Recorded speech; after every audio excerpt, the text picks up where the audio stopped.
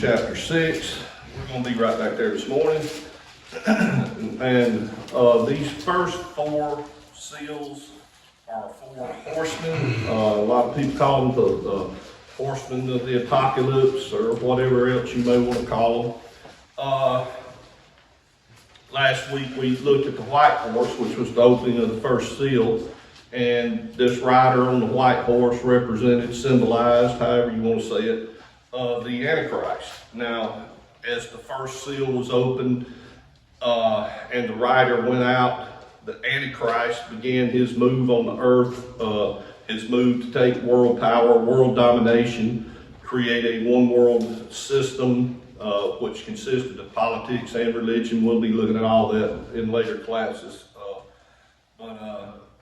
Anyway, we're going to kind of move on today, stick with these horsemen and open these seals. Now, talked about it last week. The color of each horse will symbolize something, and just like the white horse symbolized the Antichrist, or I'm sorry, not Antichrist, peace. Just like the white horse symbolized peace, the other horses, the other colors will symbolize different things as well. Now, the Antichrist will take control by offering the world peace, but there is nothing peaceful about him, to be honest. And Revelation 6:2 describes him as a conqueror that went out to conquer, and he will use any means necessary to do it. Now, I'll admit he begins that with an offer of peace, but it moves on from there. All right, let's go on down to Revelation 6, start at verse 3, and let's look at this second seal. It says, when he opened the second seal, I heard the second living creature say, "Come." Then another horse went out, a fiery red one, and its rider was allowed to take peace from the earth, so that people would slaughter one another, and a large sword was given to him. Now, I think of all of them, this is probably the easiest one to identify. Most of you probably thinking in your head already this symbolizes war. And so that's exactly what it is. The second seal is broken and the second living creature calls out, "Come," and the rider on the horse comes forward, and it says he's on a fiery red horse. The color red is going to come up several times as you go through the book of Revelations. This isn't the only place we'll see it. We'll not only see a red horse, but we'll also see a red beast and a red dragon. And we're told that this horse, this rider on the red horse, was given power to take peace from the earth. The white horse symbolized peace, but now the peace is going to be broken. What usually happens at the breaking of peace? War. So red here represents war. The Antichrist promise of world peace, or promise to solve the world's problems. He'll seem to have the answers, but it's not going to work. The world will fall for this man's deceit for a little while, but soon they'll see that it's not going to work. Jesus warned about this in John 5:43. He said, "I have come in my Father's name, and yet you don't accept me. If someone comes in his own name, you will accept him." And I believe that person coming in his own name is the Antichrist, and doing just the opposite of what Christ did. Christ come in his Father's name. The Antichrist will come in his own name. And the Antichrist is going to offer the world something that will seem to be too good to be true, but they will accept it, even though it seems too good to be true, and make him the world leader. But what he offered that seems too good to be true is going to prove out to be too good to be true. So, I mean, it's all just a ruse. I mean, he's just doing what he can to try to control the world. And really, his real interest in controlling the world, his real interest is in going against God. Now, red is the color of blood, and the color red represents bloodshed. Now, this is not just a red horse, though. It's a fiery red horse. What does that mean? This rider is allowed to take peace from the earth. That's what it means. Who allowed this? God allowed it. He's the one who allowed this horseman to ride out. He's the one who allows him to take peace from the earth. So the fiery red color of this horse represents or symbolizes war. A bloody war, I believe, at that. And peace from the earth was taken away so that people would slaughter one another. And that could go beyond just war. I mean, basically it's still war. War in the streets, war within nations, war within cities. But I still think it's talking about all kind of just unrest, no peace at all. The Antichrist begins his conquest by using a false promise of peace. Evidently, this promise of peace will work, or at least seem to work, for a limited time. And we'll talk about that later, how long it might work. Mostly all speculation, but we'll speculate on it anyway in another study. But let's understand something. When the Antichrist comes and begins his quest to control the world, he is going to work within the realm of politics. Okay? Not religion. Not yet. Now, they will come a time when he will work within the realm of religion, but he's going to start off by working within the realm of politics. He's not going to use an army. I don't think, and go to war. No. I mean, I think he's going to use peaceful manipulation. Turn back over to Daniel chapter 7 with me. Now, I told y'all we'd be in Revelations, but I didn't say we wouldn't go back to the Old Testament from time to time. Matter of fact, we're going to go back to Old Testament a lot today. Daniel chapter 7, and I want to go down to verse 7 and 8 of Daniel chapter 7. Now, this is Daniel's vision of the four beasts that he had, and this is talking about the little horn. Let's go back and read this again. See, after this, while I was watching in the night vision, suddenly a fourth beast appeared, frightening and dreadful, and incredibly strong, with great iron teeth.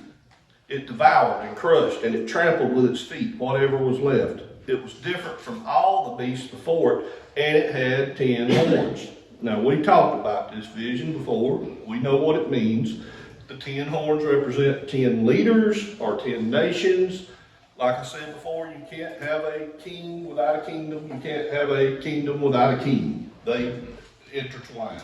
So what we have here is 10 horns representing 10 rulers, 10 nations. Says, while I was considering the horns, suddenly another horn, a little one, came up among them, and 3 of the first horns were uprooted before it. And suddenly, in this horn, there were eyes like the eyes of a human and a mouth that was speaking arrogantly. Now, we know this little horn is the Antichrist. Now, what he does, he takes 3 of the other horns. But let's look at this closer. I don't think that a little horn would be able to defeat a big horn. I certainly don't think a little horn would be able to defeat 3 big horns. But it doesn't say that he defeated them. It says they were uprooted before the little horn. Okay, now what does that mean?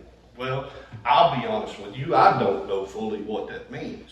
But let's look at it for a minute. So, it seems like this little horn is a pretty insignificant leader, if he was a leader at all. It sounds like this little horn kind of come from obscurity, like he wasn't on the world radar. You know how we know who Putin is. We know, I mean, I could go through several world leaders that we are all aware of, but there's a lot of world leaders out there, and they are world leaders. If they lead a country that we never heard of before. They would be obscure to most of the world. Not important enough for the news to carry them. You know how it goes. Look what's going on in Ukraine right now. How many of you could have named the president of Ukraine 6 months ago? I couldn't have. I won't lie about it. Some of you may could have, but I couldn't have. And now I know who he is, just like all the rest of the world knows who he is. He kind of come from obscurity, and all of a sudden he's on top of the world's radar. You know what I mean? So that's kind of what it sounds to me like is going on with this little horn. He's a seemingly insignificant politician, and what if he come up with a plan? Say he come up with a plan that he presented to the world and said, I got a plan to bring peace to the world. I got a plan that would take care of all the world's problems. And he presented this plan to them. And say 3 of these countries really bought into that plan. Let's say all 10 of these countries bought into the plan, but 3 of them sure enough bought into the plan. So much so that they said, we'll step down as leaders of our countries and we'll give you control over our countries. They just uprooted themselves. You see what I'm saying here? And gave control to him. No war was fought. I'm just throwing that out there. That's one scenario. But let's say war is involved in it. And say we do have this little insignificant seeming country out there that this really large country's interested in. And they invade it. And say they get 2 more countries to back them up in the invasion. And the little country somehow wins the war. Well, now he just uprooted the 3 countries, didn't he? But that doesn't make sense to me, because what about the other 7 countries? Well, if these 3 countries were right to invade this country, why didn't the other 7 countries that are in alliance with them also invade the country as well? That just doesn't work for me. I go more with the fact that I think these guys are just going to turn their countries over. 3 of them countries I think all 10 of them will go for his plan, but 3 of them's going to say, we bought in so much, we're going to give our countries to you. You run our countries. And then he's going to move from there to control of all 10 countries. Even though the other 7 maintain their own sovereignty. Supposedly, they're sovereignty. They're really not sovereign. But I think something like that. What y'all think? Kind of like similar to what's going on with the EU and stuff, which I think we've talked about that before. And that it's few more countries than what adds up in the Bible description of that. Mm-hmm. Todd, in Revelations 13. Yeah, John, you jumping way over in 13. And there was given unto him a mouth speaking, and given unto him to continue 42 months. Yep, 42 months being 3.5 years, half of 7 years. So, so are you thinking there'll be peace for 42 months? Is that what you're thinking? I don't know. Well, I don't know either, John. But that's when we know it's all going. Yeah. I mean, even in when we started, in verse 3 it says peace. Well, as I said a little while ago, evidently there is some success to this peace for at least a little while, or it seems to be. Yeah. Now, since John brought it up, we'll go ahead and get into it a little bit. But since the 42-month deal, 3.5 years, half of the 7 years, I'm gonna mention it again that I believe there's a chance that they may actually see peace for 3.5 years of tribulation. Now everybody says, well, how's it a tribulation if it's 3.5 years of peace? Well, peace isn't always, Peace isn't always peace. you lose a lot of rights with peace a lot of times, as we're finding out in this nation. And so it may not necessarily be a good time, But it really don't get bad till 3.5 years into it, and we do know that, and we'll talk about that It's later first on. time is the 70-week prophecy where he had the peace treaty, and then that was first one. Does that go hand in hand with this world peace and then the war? Yes. If I understand what you're asking me, Chad, you're asking about the signing of the 7-year peace treaty. The 7-year peace treaty begins the 7 years. It begins the 7 years. And in like 3.5, he goes against it, right? He turns against it at 3.5. The red horse. All right, John's getting, now John just said at 3.5, red horse. That's what I was thinking. Okay, now that's kind of where I am too. That's pretty much where I am. There's 3.5 I years don't know that though, huh? There's 3.5 years between the opening of the first seal and the second seal. Yeah. Maybe. Well, That's what. now JJ's starting to get me off into something. 3.5 years on earth doesn't necessarily mean 3.5 years in heaven. Right, well. John could have watched him open, bam, bam, bam, bam, and then time takes place. Because heaven's outside of time. Right. Heaven doesn't exist within the same dimension that we live in, and time is a dimension. Right. So we know we have 4 dimensions that we will live within. Height, width, depth, and time. There's probably more, but we are aware of 4 dimensions. Heaven is outside of those, so time doesn't affect it. So you can have him opening these seals rather quickly in heaven, but a passage of time on earth. Right, well, you know, John was 2,000 years at least behind. the opening of the first seal. Right, exactly, good point. So, I had one question Yeah. real quick. So, like, when we talk about peace on earth, I mean, I know there's little wars between, like what's going on between Russia and Ukraine. I don't mean to minimize that. right, When I think of world peace, it almost always boils down to the struggle between Israel and all the other Arab nations. When I think of that. no, I don't think you outlined on that either, Glenn. Well, and so, is that what we're talking, I mean, that's not what our country, when you look at, I would say the liberals and, All right, and what- people searching world peace, that's not generally what they're talking about, I don't think. But when I think of it, I read the Bible, this, talking about world peace. That's the keystone. All right, that's William's got a good point here, y'all. Probably worth addressing. For one thing, the Bible really doesn't say world peace, does it? It says peace, and it says a peace treaty between Israel and the nations. Now I believe it says the nations of the world, meaning all the nations. UN. I think the UN or some form of the UN in the future will sign a peace treaty that will say, all right, nobody's going to war with Israel.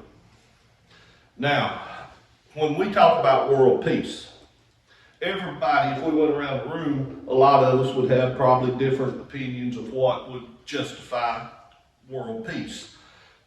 Me, myself, I kind of think of world peace, not that I think about it a lot, but I kind of think of it, Glenn, as there's no conflict anywhere in the world. Now, y'all, that don't happen. Yeah, that's what I was getting. That don't happen. But could it happen? Sure.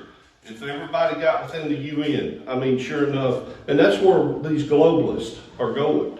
The globalists believe that if we can form a one world government, there won't be any more war. Why? Because there won't be any more countries in conflict. Because there won't be any more countries. So, you know, and we say peace. All right, at Christmas time, we talk a lot about peace on earth. Jesus brought peace on earth, but that's a spiritual peace that we're talking about there, not a physical peace, and 2 different things. But let me tell you what I do know. There is no true political solutions to the world's problems.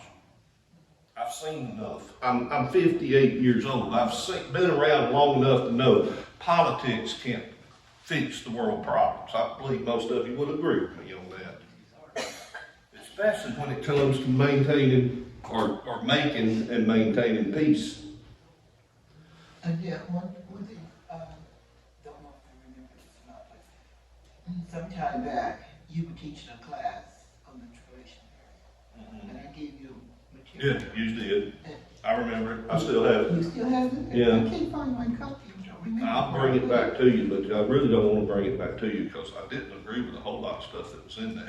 Take a look at it. It did deal with the tribulation, the 3.5, Mhm. and the 3.5 years of hard. If we look at what's going on now, religion is slowly phasing. We're losing, and if we don't do something about it, I don't know what God's plan is on this. I haven't talked to him about that lately. But we're losing so much that we can see we're getting somewhere near a gate. But there's so many other things that have to happen. And when you speak of the time span, the 3.5, Mhm. good, the 3.5 bad. Like you said, that is not our period of 3.5. Right, So- right. I agree with that also. Yeah, but let me look at that if you want to. I will. Okay. Now, you brought up the falling away of the church. Yeah. And that is a prophecy that seems to be an end-time prophecy that will take place before the rapture. It's something I haven't addressed in this class yet. It is something that I'll probably get to toward the end of the class. I was thinking that toward the end of this week, not this class, this study, we might take a look at some things that's happening in the world today and look at more current events, and that being a big one is what I consider to be falling away of the church. Don't know for sure that that's happening right now, but it sure seems to be. Now,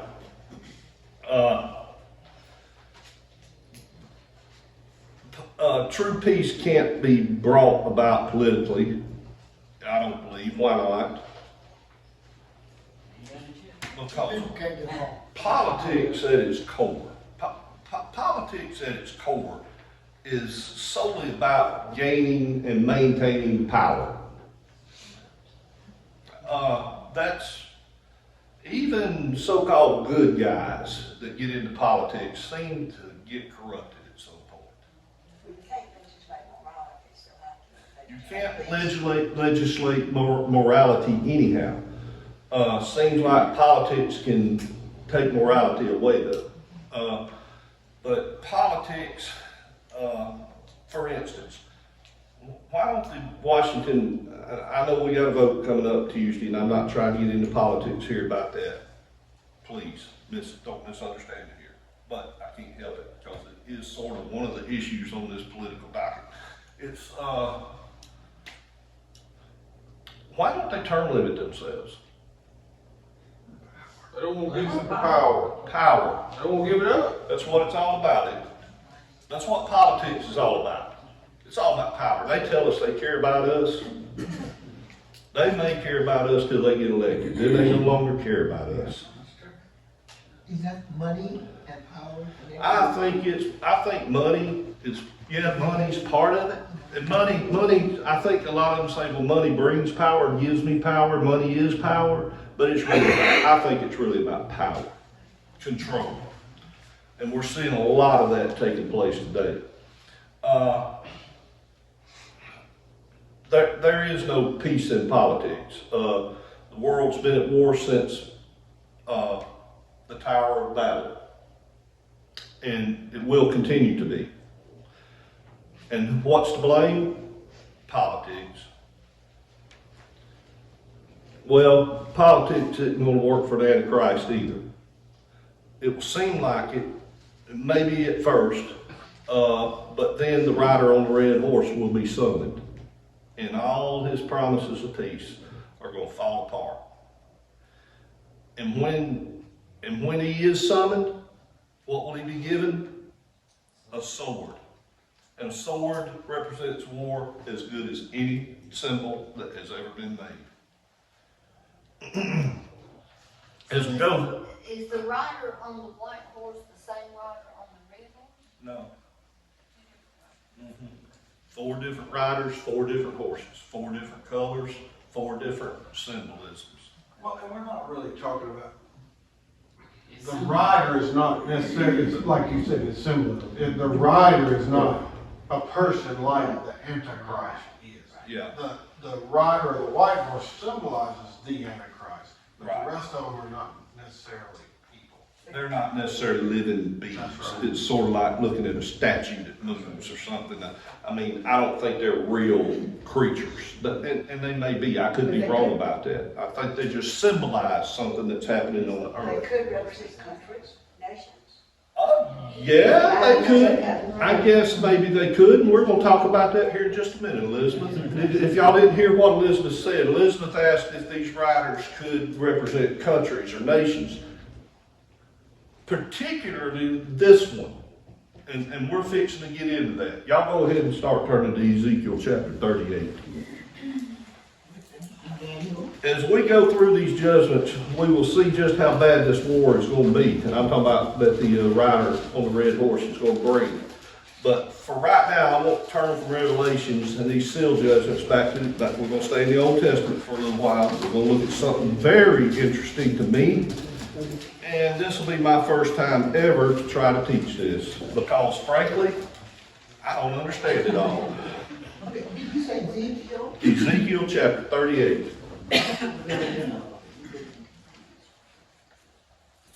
How many of you have heard of Gog and Magog. I have. How many of you have heard of Gog and Magog quite often here since Russia invaded Ukraine? Well, that ain't Gog and Magog, y'all. I'm gonna tell you that. I do know that. That's not Gog and Magog. Chapter 38, starting with verse 1. The word of the Lord came to me, Son of man. Son of man is what Ezekiel called himself when he referred to himself, the Lord speaking to him. It's like, I guess God called him Son of Man. Now, who else called himself Son of Man? Jesus did. Won't get into that now. Son of man, face God of the land of Magog, the chief prince of Meshech and Tubal. Prophesies against him and say, this is what the Lord God says. Look, I am against you, Gog, chief prince of Meshech and Tubal. I will turn you around, put hooks in your jaws, and bring you out with all your army, including horses and riders who are all splendidly dressed. A huge assembly, armed with large and small shields, all of them brandishing swords. Persia, Cush, and Put are with them, all of them with shields and helmets. Gomer with all its troops, and Beth Togarmah from the remotest parts of the north, along with all its troops. Many peoples are with you. Be prepared and get yourself ready, you and your whole assembly that has been mobilized around you. You will be their guard. After a long time, you will be summoned. In the last years, you will enter a land that has been restored from war and regathered from many peoples to the mountains of Israel, which had long been a ruin. They were brought out from the peoples, and all of them now live securely. You, all your troops, and many peoples with you will advance. Coming like a thunderstorm, you will be like a cloud covering the land. Here is the beginning of a prophecy that goes all the way through the end of the next chapter, chapter 39. Most simply call it the prophecy of Gog and Magog. Some call it the battle of Gog and Magog. The prophecy is pretty straightforward, kind of explains itself, but then there's difficulties with the prophecy as well. And it's something, the difficulties with the prophecy has been something that's for a long time kept me from being able to really understand this prophecy. So I really buckled in the last couple of weeks and started studying this prophecy. Guess what? Everybody's having a hard time understanding this prophecy. Not just me. Made me feel a lot better. I said, well, if they can tackle it, I guess I can too. So we're going to tackle it somewhat. The biggest issue with the prophecy is when this prophecy actually takes place. And that is basically my biggest issue with it too. And we'll talk about all that. We won't get all into it today. We'll be back in it next week as well. But let's see what we can cover today. There's no doubt. Now, when I say it's difficult to place it, it's not necessarily difficult to place it in the big picture, but it can be difficult to place the timing of it when we narrow it down to exactly when. What I mean is, we know it's an end times prophecy because it tells us that. It says in verse 8, after a long time you will be summoned. In the last years you will enter a land. And the last years there meaning the end times. Now, problem is, we've talked about it before. When did the end times begin? It began when Jesus ascended into heaven. So when will the end times end? It will end at the end of the millennial reign. So we know there's at least 3,000 years there. So it's a pretty good span of time. However, I don't believe that's what this is talking about. If we look at the book, we talked about chapter 37 a few weeks ago. And in chapter 37, we talked about the prophecy of the dry bones. And those dry bones represented what? Israel coming back to the land, the Jews coming back to the land of Israel in 1948. Now, the prophecy of the dry bones is still happening today. That prophecy has not been completed yet.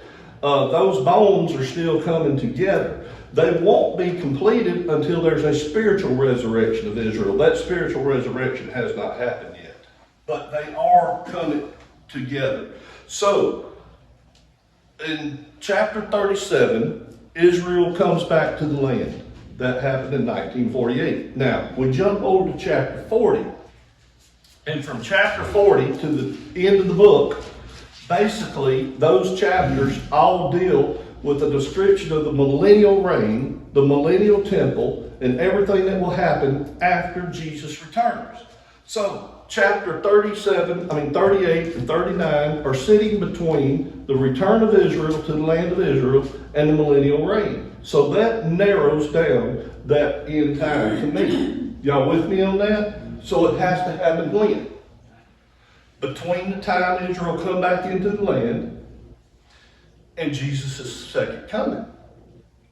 Because chapter 40 begins right after the second coming. So basically what we're looking at here is sometime in the realm of Daniel's 70th week. The tribulation period. Or sometime around that. So, I'm going to go out on a limb here and say I do not believe that this prophecy happens before the rapture. Some do.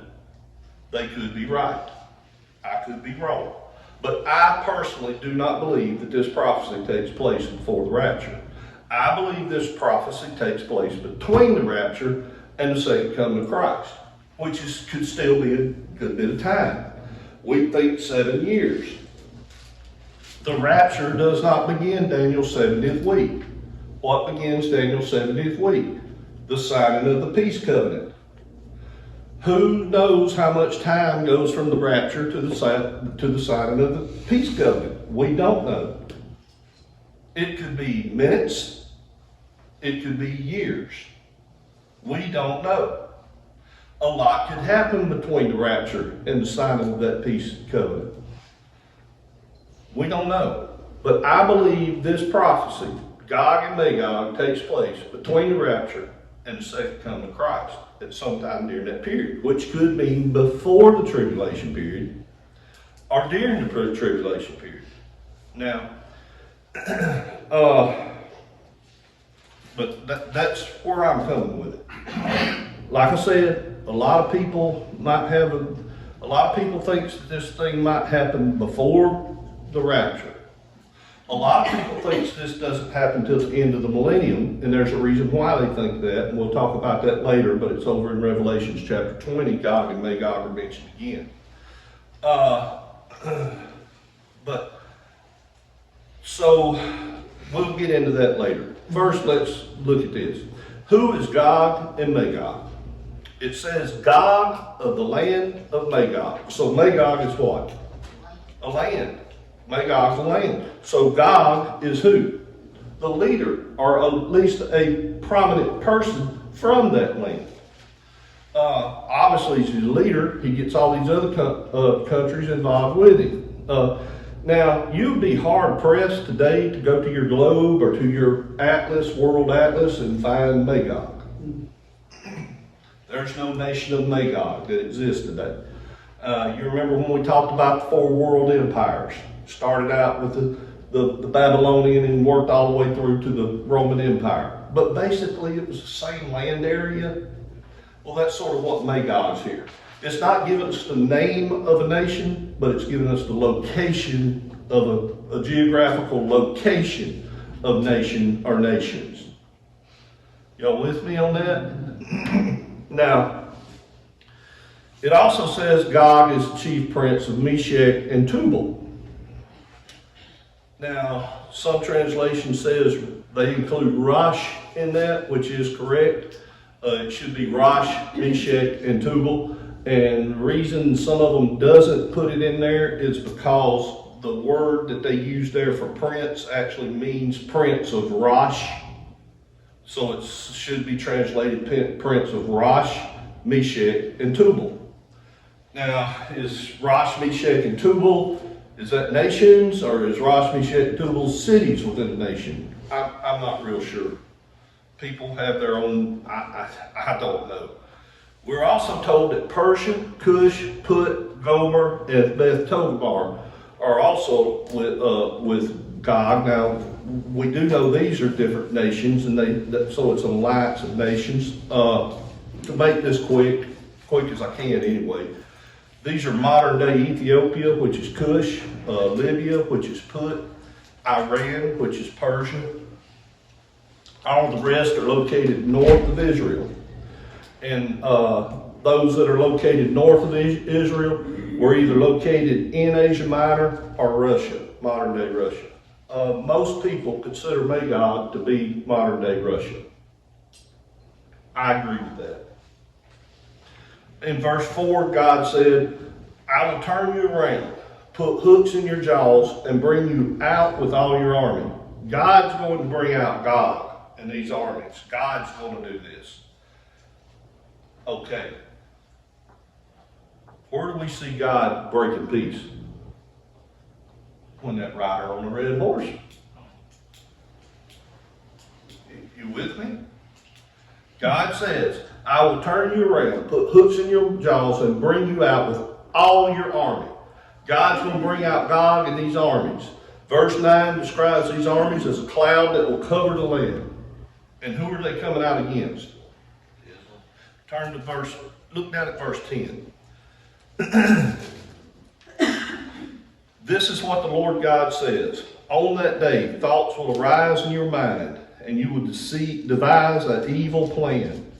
You will say, I will advance against a land of open villages. I will come against a tranquil people who are living securely, all of them living without walls and without bars or gates, in order to seize, spoil, and carry off plunder, to turn your hand against ruins now inhabited, and against a people gathered from the nations, who have been acquiring cattle and possessions, and who live at the center of the world. Where's the center of the world, y'all? Jerusalem, Israel. Sheba and Dedan and the merchants of Tarshish with all its rulers will ask you, have you come to seize, spoil? Have you mobilized your assembly to carry off plunder, to make off with silver and gold, to take cattle and possessions, to seize plenty of spoil? Therefore prophesy, Son of Man, and say to God, this is what the Lord God says. On that day, when my people Israel are dwelling securely, will you not know this and come from your place in the remotest parts of the north? You and many peoples with you, who are all riding horses, a huge assembly, a powerful army. You will advance against my people Israel like a cloud covering the land. It will happen in the last days, God, that I may bring you against my land. that I may bring you against my land. God bringing Gog against Israel. That's who this is, Israel. So that the nations may know me, when I show myself holy through you in their sight. Now why is he doing this? He says so that the nations may know me. Well, why is he bringing an army against his land so that the nations may know him? It's quite clear that Israel is going to be targeting God and his armies. Now, the reason I chose to cover this prophecy today is because I was reluctant. I didn't know what to do. I've never really, this prophecy has haunted me for years. It's a very interesting prophecy, but it's one, like I said, it's hard to place it. But if we look closely at the description of Israel, I believe we get a clue. God said God would devise an evil plan and say to himself, I will advance against the land of open villages. Now, some of your translation says wall-less villages, or a land of unwalled villages. Ezekiel never saw a village without a wall. Back then, all villages had walls. That's the way you built a town. You put a wall around it. We should put a wall around our country. Amen?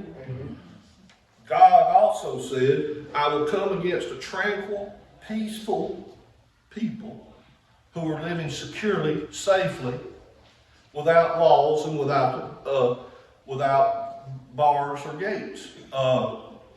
This is describing what kind of state Israel would be in when this attack would happen. Has Israel ever been in this kind of state? Not in the history of Israel, and not today either. Well, how would Israel get into this kind of a state? Signing a peace treaty with the Antichrist that promises them peace, security, and safety. Right? So what I think we have here is a white horse riding forward with peace. A promise of peace from the nations to Israel. They no longer need their walls. They no longer need their weapons. They no longer need to fear. They can sleep securely at night. You know you don't sleep securely at night. Most of Israel now, you know how many bombs, missiles are fired into Israel every year? A bunch. But here's his promise of peace. And they take it. And then all of a sudden, a huge army from the far north comes against them with other armies. No, they're not all from the north. 3 of them are from North Africa, meaning they come from the south. So you have this big alliance coming against them. Now, I guess I want to say this. I don't think this red horse necessarily represents a single war, but maybe a period of war, if you know what I mean. Or maybe it's a single war, but many battles. World War II had many, many battles in it. You know the difference between a war and a battle. So maybe that's what I mean here. As a lot of people want to take Gog and Magog and say this is Armageddon. I, however, do not agree with that. Because Armageddon is a battle that takes place right as the Lord returns. As we will see as we go through the tribulation, Israel's not at peace when the Lord returns. They're already out of peace. So I believe this has to take place sometime before Armageddon. And we're going to get more into it next week. Next week we're going to look at, I know we're going to be back in Gog and Magog, chapter 39 particularly. But I also think we may be also looking at the next two horses next week. I kind of want to tie them into this, show how all this kind of plays in together. So y'all can go back to Revelations chapter 6, read about your next two horses. You can come to read 38 and 39 of Ezekiel, and that's pretty much where we'll be next week.